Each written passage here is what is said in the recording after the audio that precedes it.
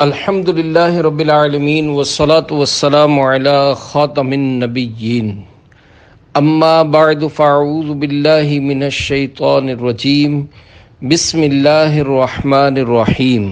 امیر اہل سنت کی باتیں۔ یہ رسالہ امیر اہل سنت دامت برکاتہم العالیہ کی حکمت بھری باتوں پر مشتمل مضامین سے تیار کیا گیا ہے۔ دعائے جانشین امیر اہل سنت۔ یا اللہ پاک جو کوئی 14 صفحات کا رسالہ امیر اہل سنت کی باتیں پڑھ یا سن لے، اسے اپنے نیک بندوں کے نقش قدم پر چلا۔ آمین بجاہ خاتم النبیین صلی اللہ علیہ وآلہ وسلم۔ درود شریف کی فضیلت۔ ایک صوفی بزرگ رحمت اللہ علیہ فرماتے ہیں کہ میں نے مشتاح نامی ایک شخص کو مرنے کے بعد خواب میں دیکھ کر پوچھا، اللہ پاک نے تیرے ساتھ کیا معاملہ فرمایا؟ بولا، اللہ کریم نے مجھے بخش دیا۔ میں نے وجہ پوچھی تو اس نے بتایا، ایک بار میں نے حدیث پاک کے ایک بہت بڑے عالم سے عرض کی، مجھے کوئی حدیث پاک سند کے ساتھ لکھوا دیجئے۔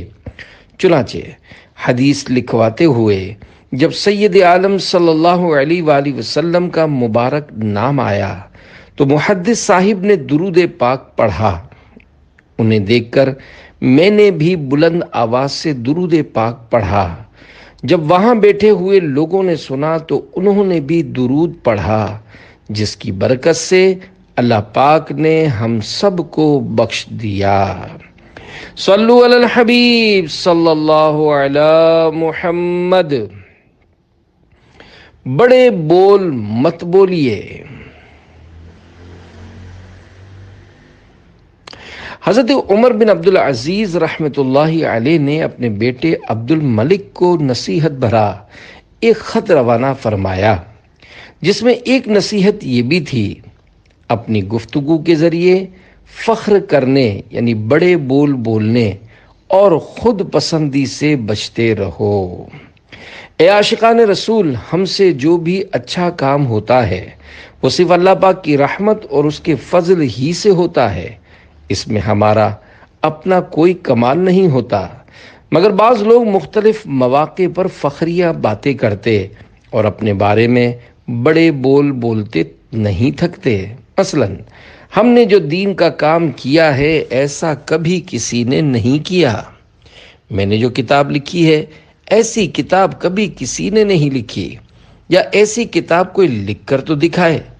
میرے بیان کے دوران تو ایک آدمی بھی اٹھ کر نہیں جاتا، اس کے کام کی ہمارے کام کے آگے کوئی حیثیت ہی نہیں۔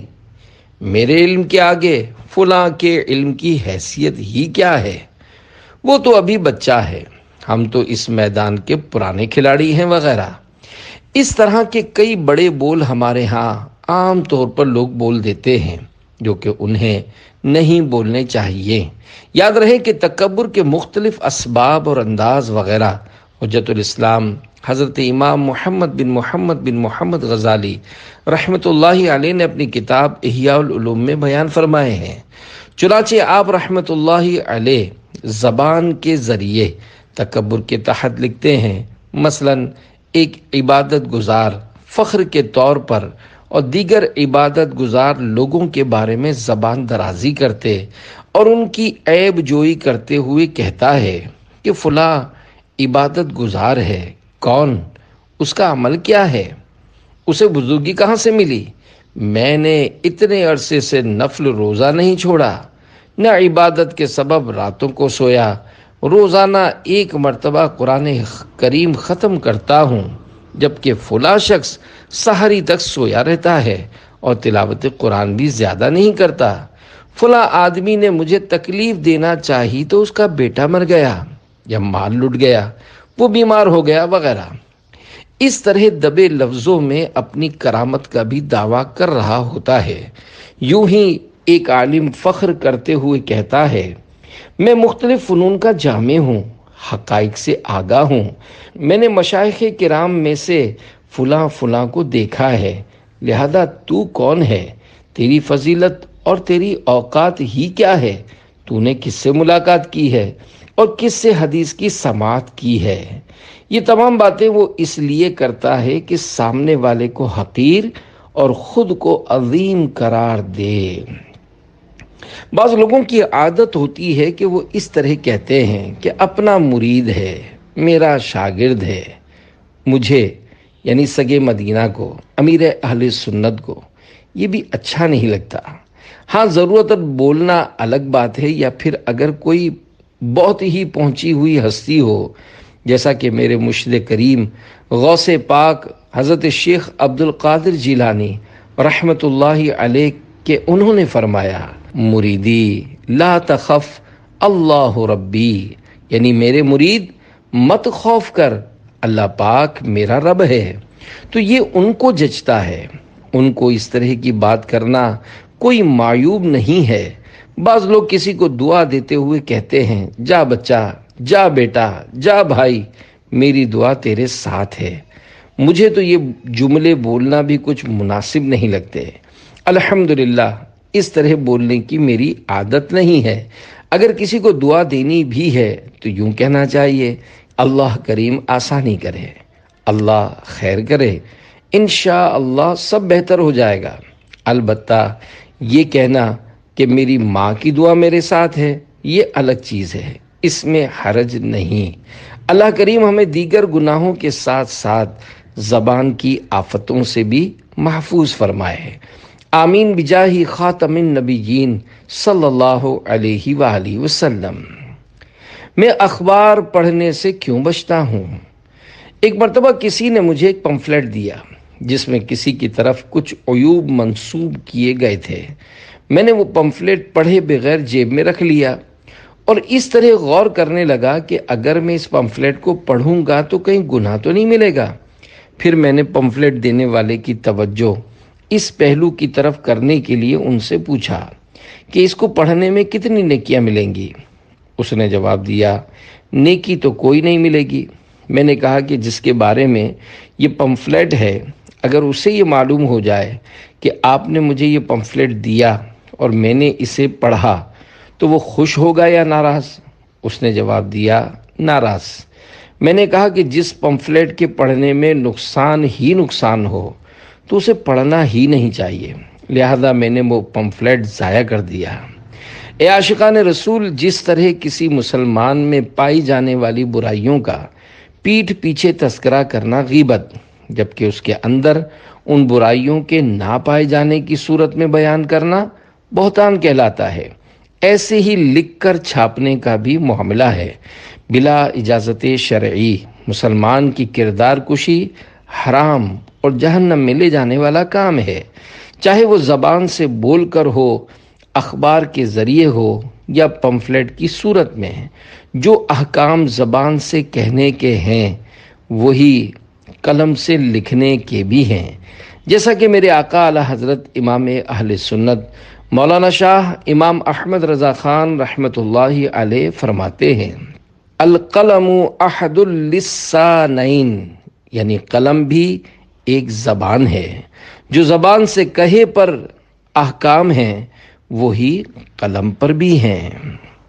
حاشیہ: یہ مضمون 4 رجب المرجب 1441 ہجری مطابق 28 فروری 2020 عیسوی کو عشاء کی نماز کے بعد ہونے والے مدنی مذاکرے کی مدد سے تیار کر کے امیر اہل سنت دامت برکاتہم العالیہ سے نوک پلک سنوار کر پیش کیا گیا ہے۔ لہذا ایسے اخبارات، اشتہارات اور پمفلٹس جو مسلمانوں کے عیوب و نقائص پر مشتمل ہوں، ان کے پڑھنے اور سننے سے اپنے آپ کو بچائیے۔ میری معلومات کے مطابق فی زمانہ تقریباً اخبارات بے پردہ عورتوں کی تصاویر اور گناہوں بھری تحریرات سے پر ہوتے ہیں۔ آج کل شاید ہی کوئی اخبار ایسا ہو جس میں مسلمان کی عزت کا تحفظ ہو۔ کبھی کوئی مسلمان وزیر اعظم ہدف تنقید ہوتا ہے تو کبھی صدر، کبھی وزیر اعلیٰ کی شامت آتی ہے تو کبھی گورنر کی۔ الغرض سیاست دان ہو یا عام مسلمان، اخبارات میں عموماً سب کی عزت کی دھجیاں اڑائی جاتی ہیں۔ بالخصوص الیکشن کے دنوں میں کچھ لوگ تہمتوں اور غیبتوں سے بھرپور بیانات داغتے، اخبارات میں چھاپتے اور خوب کیچڑ اچھالتے ہیں۔ ایسی صورتحال میں اپنے آپ کو گناہوں سے بچانا انتہائی دشوار ہوتا ہے۔ انہی وجوہات کی بنا پر میں اخبارات، غیر شرعی اشتہارات اور گناہوں بھرے پمفلیٹس پڑھنے سے بچتا ہوں۔ ہاں، اگر کسی کی برائی سے دوسروں کو نقصان پہنچنے کا اندیشہ ہو تو شرعی اجازت اور اچھی اچھی نیتوں کے ساتھ لوگوں کو اس کے نقصان سے بچانے کے لیے گفتگو یا تحریر وغیرہ میں بقدر ضرورت صرف اسی برائی کا تذکرہ کیا جا سکتا ہے۔ اے کاش ہر مسلمان اپنے عیبوں پر نظر رکھے، دوسروں کے عیوب بیان کرنے یا لکھ کر چھاپنے کے بجائے ڈھانپنے کی کوشش کرتے ہوئے ان کی جان و مال اور عزت کا محافظ بن جائے۔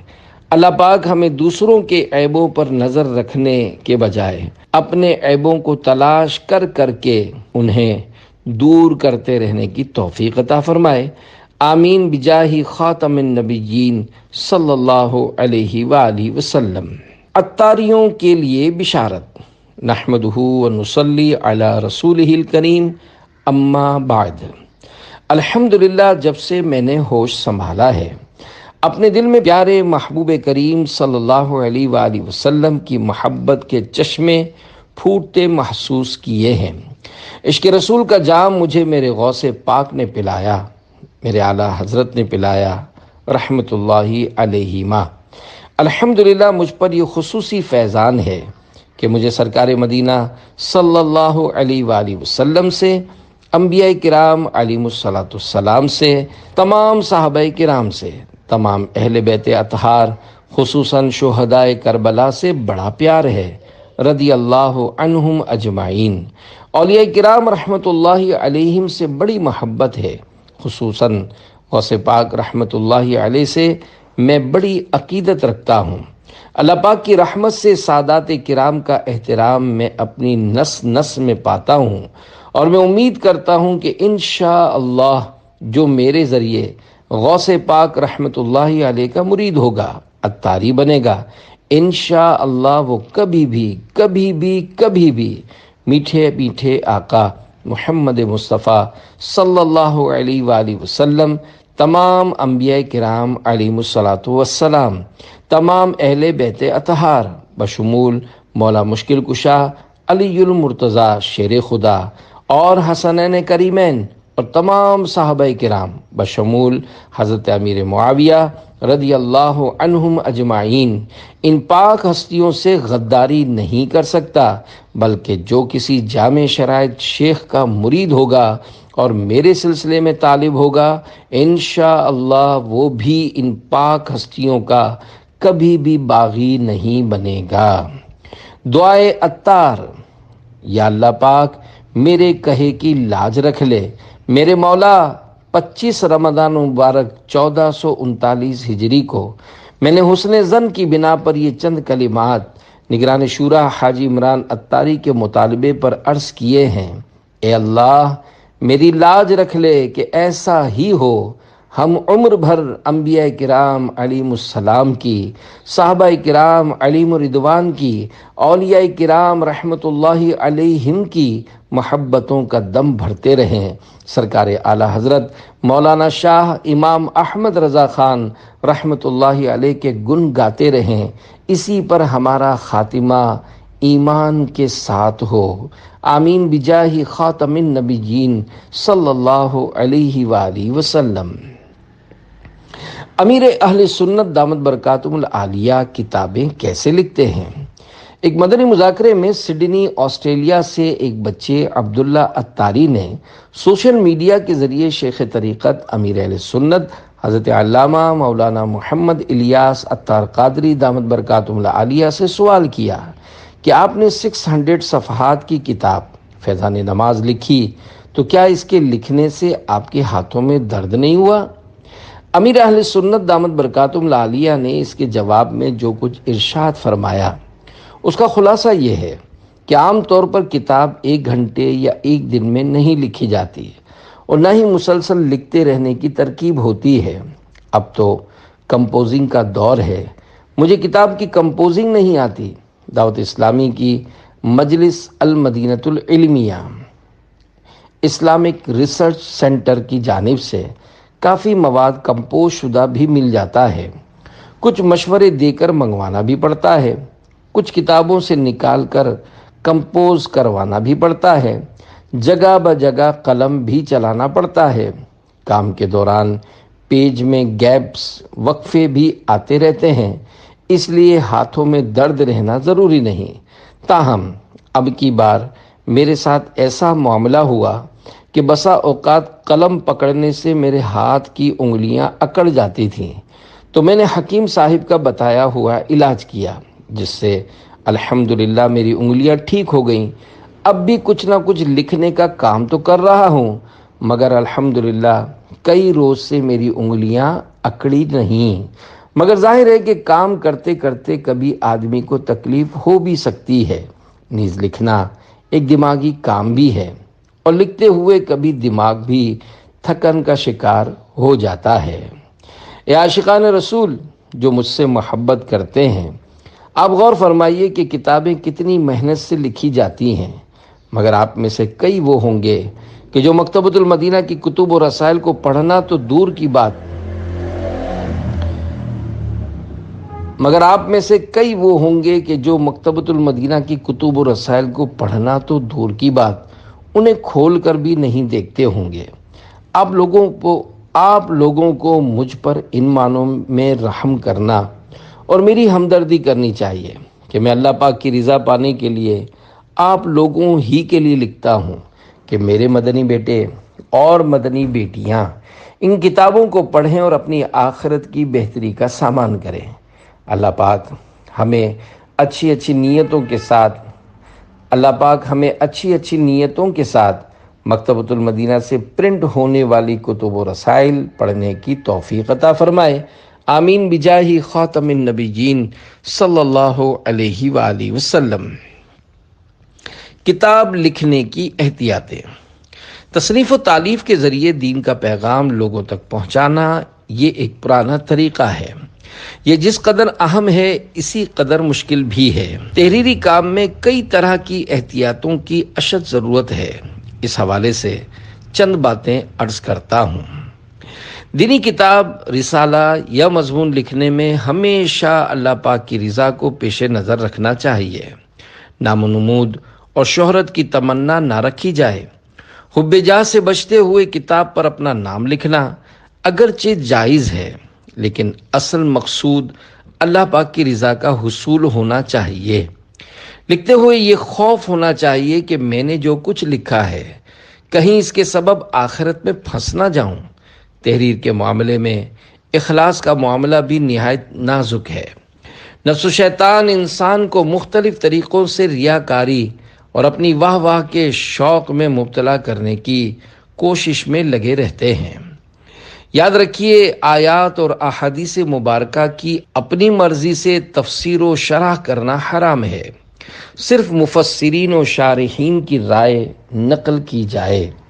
یوں ہی شرعی مسائل لکھنے میں بھی نہایت احتیاط کی ضرورت ہے، کہیں کوئی گناہ جاریہ کی صورت نہ بن جائے۔ بعض مصنفین کی تحریروں میں شرعی اغلاط پائی جاتی ہیں۔ کم و بیش 20 سال پہلے انہی باتوں کو دیکھتے ہوئے غالباً 2000 سنہ ہجری میں ہم نے مجلس تفتیش کتب و رسائل بنائی تھی تاکہ مصنفین اپنی کتب کی شرعی تفتیش کروا سکیں۔ اپنی تحریر میں غیر محتاط الفاظ کا انتخاب، دلی جذبات کی تائید نہ ہونے کے باوجود عاجزی پر مشتمل فقرات لکھنا اور جھوٹی مبالغہ آرائی سے کام لینا آخرت میں گرفت کا سبب بن سکتا ہے۔ ہمارے بزرگان دین رحمت اللہ علیہم الفاظ کے استعمال میں بہت محتاط ہوتے تھے۔ احیاء العلوم کی 3 جلد میں ہے، حضرت میمون بن ابو شبیب رحمت اللہ علیہ فرماتے ہیں، میں بیٹھا خط لکھ رہا تھا کہ ایک حرف پر آ کر رک گیا۔ اگر یہ لفظ لکھ دیتا ہوں تو خط خوبصورت ہو جائے گا، لیکن جھوٹ سے دامن نہیں بچا سکوں گا۔ پھر میں نے وہ لفظ چھوڑنے کا عزم کر لیا کہ بھلے میرا خط خوبصورت نہ ہو، مگر میں یہ لفظ نہیں لکھوں گا۔ یہ تو ہمارے بزرگان دین رحمت اللہ علیہم کی تحریر میں احتیاطیں تھیں، لیکن آج کل کے بعض مضامین اور آرٹیکلز میں سچ اور جھوٹ کی پرواہ نہیں کی جاتی۔ ایسا لکھنے سے بہتر ہے انسان قلم رکھ دے۔ نعت شریف، منقبت اور نظم وغیرہ لکھنے میں مزید احتیاط کی حاجت ہے، کیونکہ اس میں کلام کا وزن برابر رکھنے، ردیف و قافیہ نبھانے کے لیے کئی دفعہ غیر شرعی یا غیر محتاط اشعار بھی مرتب ہو جاتے ہیں۔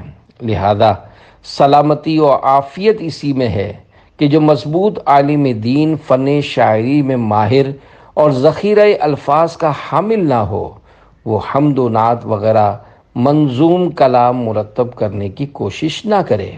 اس میدان میں بڑے بڑے شعراء، جن میں نعت گو شاعر بھی شامل ہیں، انہوں نے ٹھوکریں کھائی ہیں اور ایسی ایسی شرعی غلطیاں چھوڑ کر دنیا سے رخصت ہوئے ہیں کہ الامان والحفیظ۔ لکھنے والوں نے ان کی مثالیں تک لکھی ہیں کہ فلاں اتنا بڑا شاعر تھا، اتنے کلام لکھے، نعتیں بھی کہیں، مگر یہ غلط بات لکھ گیا۔ الحمدللہ میری تمام تحریروں کی شرعی تفتیش ہوتی ہے، یہاں تک کہ میں ایک پمفلٹ بھی لکھتا ہوں تو اس کی شرعی تفتیش کرواتا ہوں۔ اشعار لکھوں تو ان کی شرعی اور فنی دونوں قسم کی تفتیش کرواتا ہوں۔ اللہ کریم ہمیں تحریر میں حب جاہ اور ریاکاری اور شرعی و اخلاقی غلطیوں کی آفتوں سے بچائے اور صرف وہی بات لکھنے کی توفیق عطا فرمائے جو اس کو راضی کرنے کا سبب بنے۔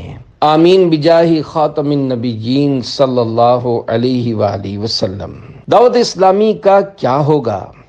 شیخ طریقت امیر اہل سنت حضرت علامہ مولانا ابو بلال محمد الیاس عطار قادری دامت برکاتہم العالیہ سے مدنی مذاکرے 15 شعبان المعظم 1440 بمطابق 20 اپریل 2019 عیسوی میں سوال ہوا کہ کچھ لوگ کہتے ہیں جب تک آپ یعنی امیر اہل سنت موجود ہیں تب تک دعوت اسلامی چلتی رہے گی، اس کے بعد نگران صاحبان اور اراکین شورا وغیرہ سب بکھر جائیں گے اور پھر نہ جانے کیا ہوگا، اس کی کیا حقیقت ہے؟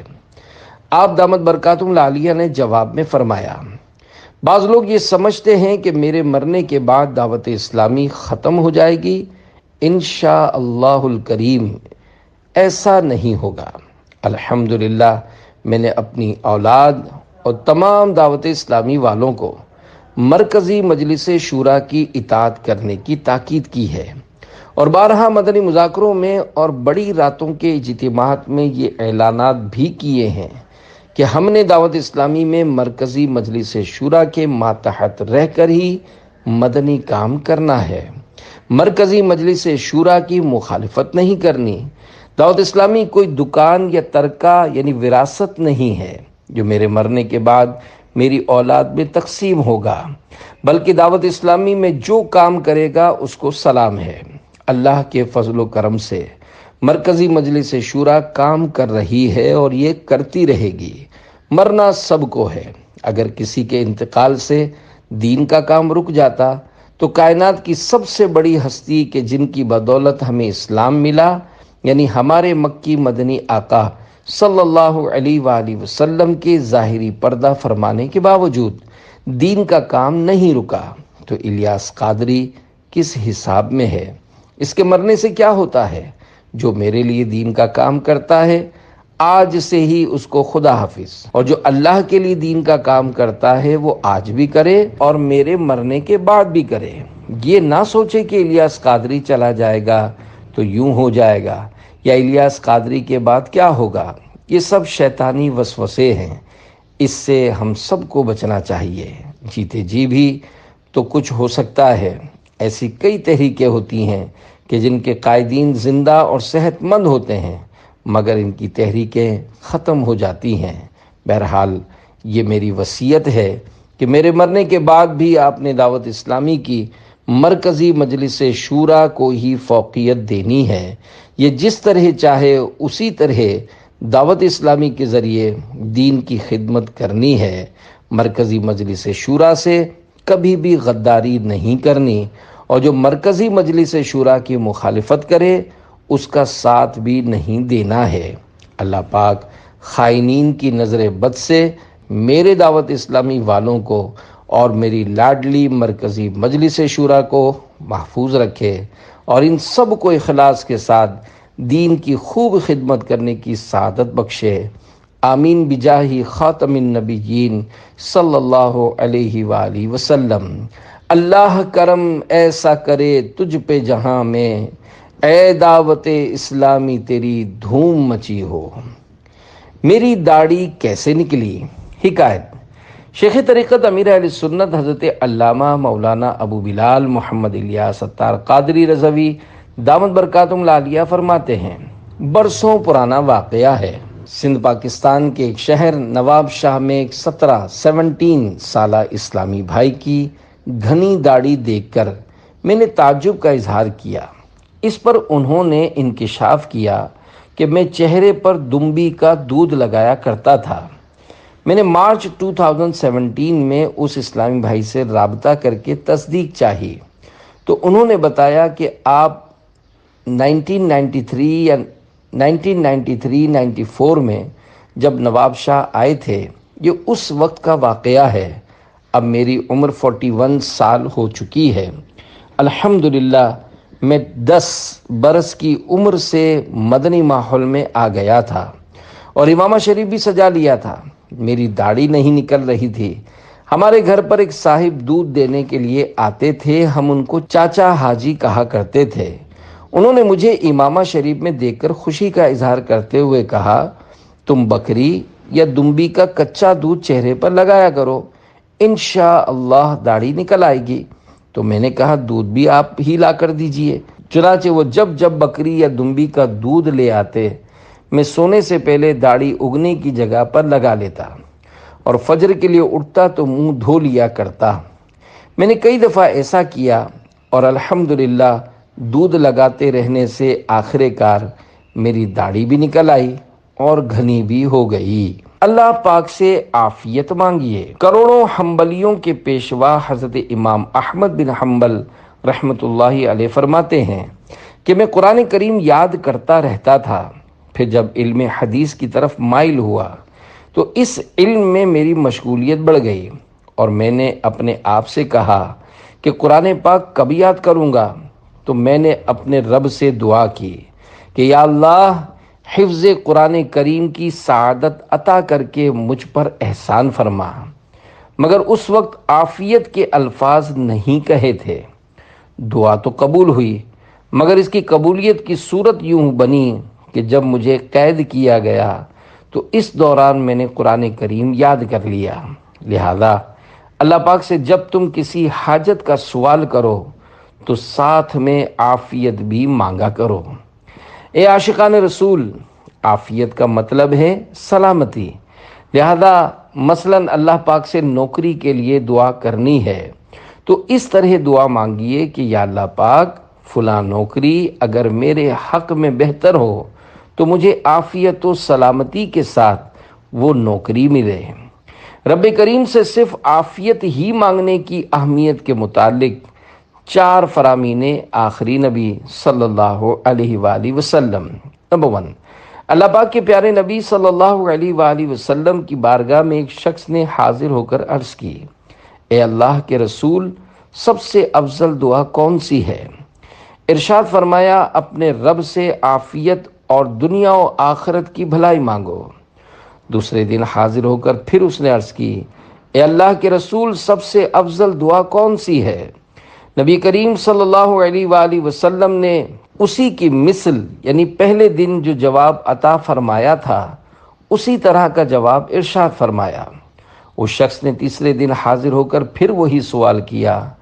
رسول رحمت صلی اللہ علیہ وآلہ وسلم نے پھر اس کی مثل جواب دے کر ارشاد فرمایا، جب تجھے دنیا اور آخرت میں عافیت مل جائے تو کامیاب ہو گیا۔ اللہ پاک سے عافیت کا سوال کرنا اسے زیادہ محبوب یعنی پیارا ہے۔ نمبر 3، اللہ پاک سے عفو و عافیت کا سوال کیا کرو، کیونکہ یقین یعنی ایمان و دین میں سمجھ بوجھ کے بعد کسی کو عافیت سے بہتر کوئی چیز نہیں دی گئی۔